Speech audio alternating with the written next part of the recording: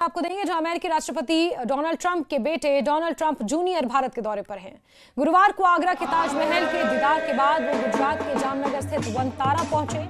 यहां उन्होंने रिलायंस इंडस्ट्रीज के निदेशक अनंत अंबानी के आमंत्रण पर उनके dream project Vantara wild life rescue and rehabilitation centre का दौरा किया। उन्होंने अनंत अंबानी के साथ विशाल वन्य जीव परिसर का दौरा किया और गणपति मंदिर के दर्शन भी किए।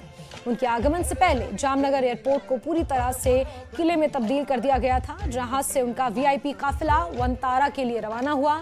ट्रंप जूनियर अंबानी परिवार के खास मेहमान बनकर रुके हैं। पूरी यात्रा के दौरान डोनाल्ड ट्रंप जूनियर बेहद प्रभावित दिखे। वनतारा के बाद आज वो उदयपुर की रॉयल वेडिंग में भी शिरकत करने वाले हैं।